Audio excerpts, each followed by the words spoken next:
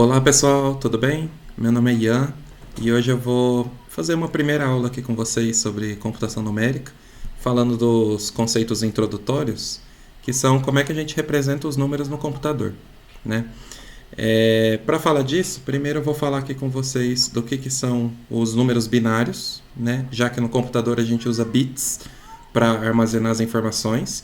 Então, o jeito mais natural da gente pensar nos números, quando a gente vai passar para o computador, é pensar em números binários, né, de base 2. Depois eu vou mostrar como é que a gente armazena números inteiros no computador, né, usando essa conversão para a base binária. Depois eu vou comentar o que muda quando a gente pensa nos números reais, que agora são números que eles vão ter partes decimais também, né? E aí a gente muda um pouco a maneira de se pensar e começa a representar eles como ponto flutuante, que eu vou explicar melhor o que é. E por fim eu vou falar o que seria a precisão do nosso número, né, quando a gente coloca ele no computador. E a gente vai ver que é inerente ao processo de fazer computação numérica que surjam erros, né? Esses erros eles podem ter mais de um motivo, uma fonte, certo? Mas eu vou comentar aqui os principais motivos que levam a surgirem erros, né, na computação numérica. E apesar da gente não conseguir escapar desses erros, a gente consegue calculá-los e manter eles sob controle para ter certeza que o resultado que a gente vai obter realmente é significativo, né? Então, primeiro, para falar um pouquinho do que são os números binários, né, a gente está muito acostumado a usar os números na base decimal, ou a base 10. É como a gente fala os números no dia a dia, né? Então, todos os números a gente representa usando algarismos de 0 a 9, são 10 algarismos ao todo. E o fato da gente escrever o número 43, por exemplo, como 4 seguido de um 3, é porque a gente consegue decompor esse número como multiplicações com potências de 10, né, da seguinte maneira. Então, a gente pensa que o 43 ele é 4 vezes 10 elevado a 1, né, isso aqui seria 40, mais 3 vezes 10 elevado a 0, que isso aqui seria 3, e aí 40 com 3 vai dar o número 43, certo? Esse é um jeito que a gente aprende desde sempre, mas a gente pode representar, na verdade, os números em qualquer base, né? As bases mais usuais que a gente ouve falar por aí são a base binária, onde a gente usa o número 2 como base, mas também tem a base hexadecimal, por exemplo, que é quando a gente usa a base 16, e a base decimal, que eu acho que é a mais comum de todas mesmo, né? Como é que a gente faria, por exemplo, para representar o número 43, esse mesmo número, na base 2, né? Na base binária? Bom, a gente vai ter que decompor esse número em potências de 10, da seguinte maneira. Desculpa, potências de 2, né? Então, a gente pode reparar que se a gente fizer 1 vezes 2 elevado a 5, 2 elevado a 5 é 32. 1 vezes 2 elevado a 3, 2 elevado a 3 é 8. 1 vezes 2 elevado a 1, isso é 2. 1 vezes 2 elevado a 0, isso é 1. Se eu somar todos esses números que eu anotei, vai dar de fato o 43, né? Então, a gente repara que tem algumas potências que foram puladas, né? Que é a 2 elevado a 4 e a 2 elevado a 2. Isso significa que a gente vai ter um dígito 0 multiplicando.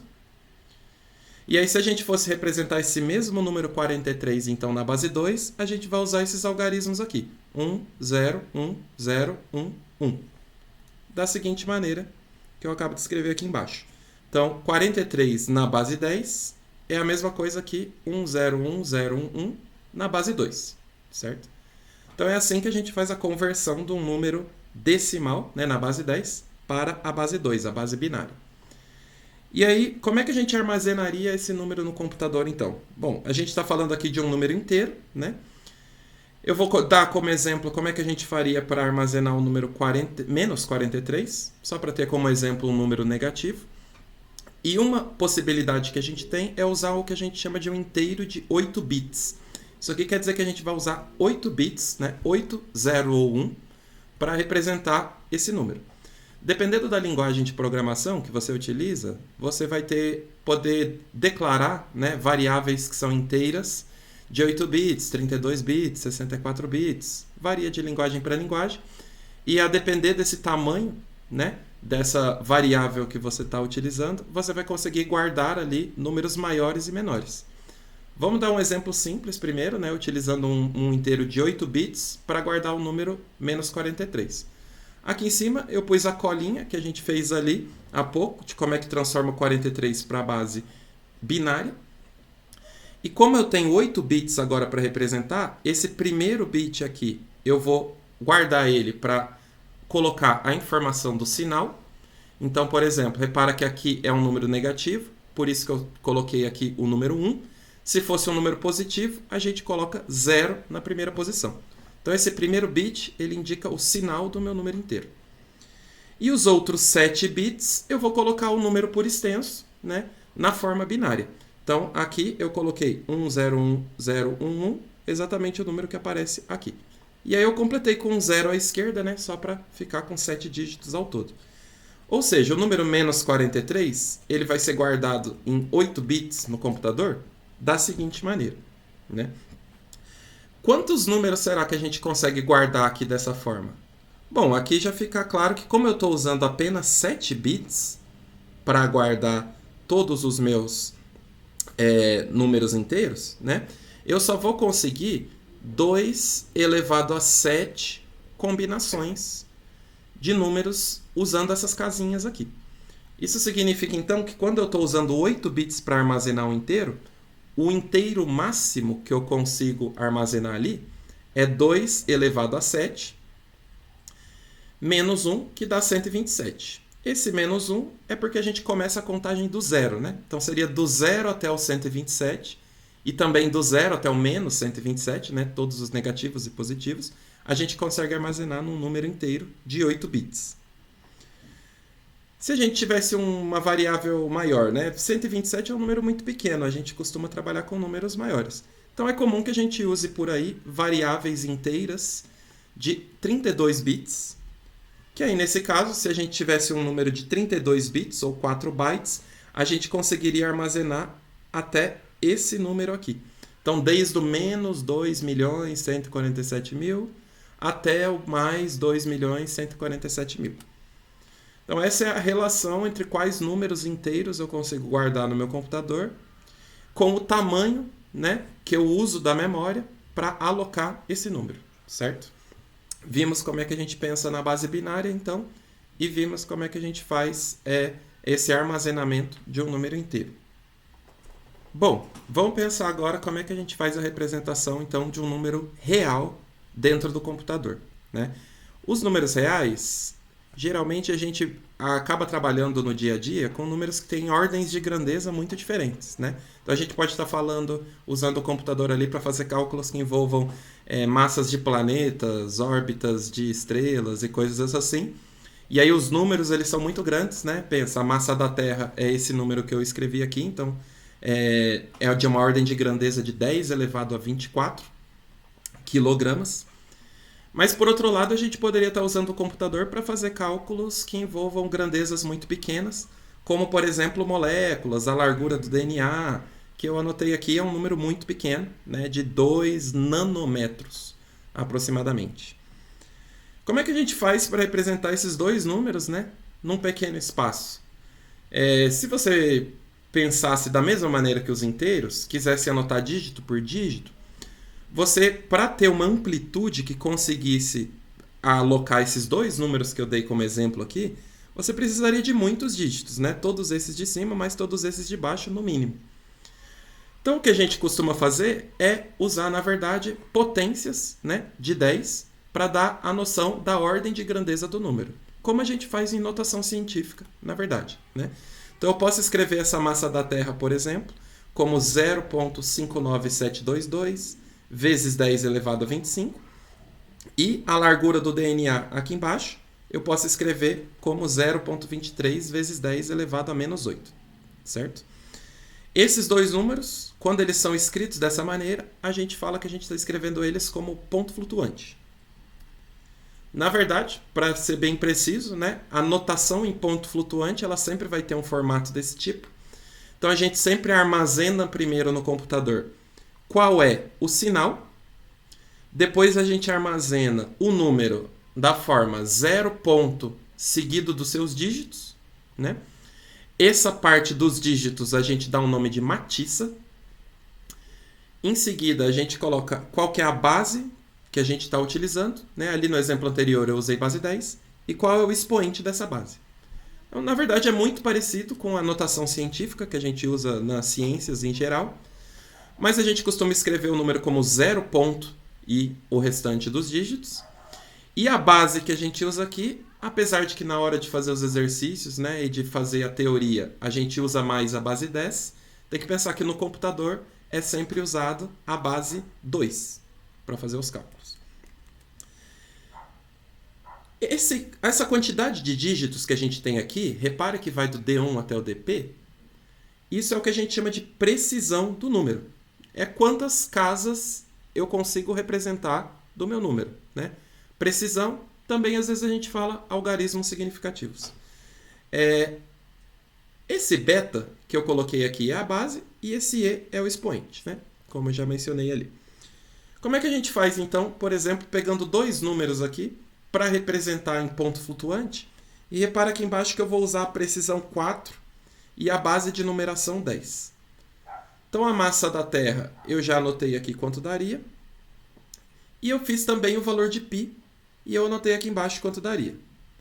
Vamos reparar numa coisa. Eu estou usando uma precisão 4. Então, eu só estou colocando 4 dígitos depois do zero, né? Depois do ponto decimal aqui. Mas repara que o meu número original ele tinha 5 algarismos significativos. Então, para eu pegar só os 4 primeiros, eu tenho que fazer uma forma de arredondamento aqui. Né? Então, como o quinto algarismo aqui é 2, ele é menor que 5, então a gente arredonda para baixo. Né? Então, a gente mantém esses 4 algarismos sem alteração, por isso que é o que está aqui na primeira resposta. Mas se a gente pensar no π, o quinto dígito que aparece aqui é o número 5. Então, quando é 5 ou mais, a gente vai arredondar o dígito anterior para cima, né? Então, eu vou pegar esse algarismo 1 que está aqui e ele vai virar 2. Então, representando o número π com precisão 4, eu teria esse valor aqui embaixo. 0.3142 vezes 10 elevado a 1. Né? Isso usando a base 10. Então, aqui a gente já pode reparar numa coisa. Né? É impossível eu guardar um número no computador com precisão infinita. O π ele é um número irracional, ele tem infinitas casas depois da vírgula, e eu não consigo alocar isso no computador com uma precisão infinita. Eu vou ter que cortar em algum lugar. Então, só nessa hora que eu corto e armazeno no computador, repara que eu já estou tendo um erro aí. O número que eu guardo ali no computador já não é o mesmo número que eu tinha originalmente. E esse erro a gente chama de erro de arredondamento. Né? Pela própria precisão que eu estou usando no computador, eu vou cometer sempre um erro de arredondamento. Como é que a gente calcula esse erro para saber se esse é um erro satisfatório ou não? Né? O fato de ser um erro satisfatório ou não vai depender da aplicação, claro, de qual o cálculo que você está fazendo ali no computador. Mas a gente tem duas medidas que a gente usa para analisar se os nossos erros eles estão grandes ou pequenos. Né? Ter uma noção de quão grande esse erro é. E esses métodos eles são o erro absoluto e o erro relativo. Então a gente sempre vai ter um valor original do número, né, que é o valor real dele, aquele que tem a infinita precisão, que ali no caso do π seria o π com todas as casas decimais. Eu vou representar isso sempre como um x. E a gente vai ter sempre um valor estimado ou arredondado, que eu vou representar como x barra. Esse é ou o valor que foi arredondado e guardado ali no computador, ou às vezes é o valor que algum cálculo que o computador realizou me retornou. Né? Então seria uma resposta aproximada que eu tenho ali. Então é por isso que a gente sempre chama de estimado ou arredondado, certo? A gente usa essa barrinha. Como é que a gente mede esse erro então? Bom, o erro absoluto é só a diferença entre esses dois valores. E a gente calcula aqui o módulo dessa diferença para ter um valor positivo. Né? Então, essencialmente, o erro absoluto está mostrando o quão diferentes esses números estão. Qual a diferença entre eles. E o erro relativo? Como é que a gente faz? Bom, o erro relativo ele é a divisão do erro absoluto pelo valor original. Então, o erro relativo ele meio que mede o quanto eu estou errando em comparação com o meu número original. Né? Porque, por exemplo, imagina que eu faço um cálculo e descubro que o erro cometido ali absoluto foi de 0,1. Será que esse é um erro grande ou pequeno? Depende, né? É um erro de 0,1 em um número muito grande? Aí esse erro acaba que ele é pequeno. Isso significa um erro relativo pequeno. Mas se fosse um erro de 0,1 em um número que deveria valer 0,1, você vê que o erro está do mesmo tamanho do número. Né? Então esse seria um erro relativo enorme. E aí seria um erro inaceitável. Né? Então o erro absoluto dá uma noção de qual a diferença entre esses dois números, e o erro relativo mostra se esse erro é grande ou pequeno em comparação ao número que a gente está calculando. E aí, só para dar um exemplo de cálculo de erros, a gente pode pegar esse exercício aqui. Calcule os erros absoluto e relativo ao armazenar o valor de π em uma máquina com 3 algarismos de precisão, utilizando base decimal. Aqui eu anotei o valor de π, então, com todas as suas casas decimais. E se está me falando que a máquina tem 3 algarismos de precisão, significa que na hora que eu vou armazenar o π, ele vai ficar desse formato. 0.314. Apenas 3 algarismos de precisão. Repare no seguinte. Qual que seria o erro absoluto? A diferença entre esses dois valores. Então é só eu escrever aqui a diferença entre esses dois valores, calcular quanto que isso daria, usando uma calculadora científica, e no final eu aproximei utilizando apenas um algarismo, porque a gente costuma escrever os erros com apenas um algarismo significativo. Né? Já que o erro ele representa ali a minha imprecisão, não faz muito sentido usar muitos algarismos para descrever essa imprecisão. O mais importante mesmo é ter noção da ordem dessa imprecisão. A gente sabe que essa imprecisão, esse erro, é de mais ou menos 0.002, nesse caso. E se a gente quisesse saber o erro relativo, aí basta pegar esse erro absoluto e dividir pelo valor do x. Se eu dividir aqui pelo valor do π, a gente vai ver que vai dar 0.0005, que é a mesma coisa que 0.05%. Então isso representaria um erro de 0.05% relativo ao número original. Certo? Bom, nos vemos na próxima aula e um abraço a todos.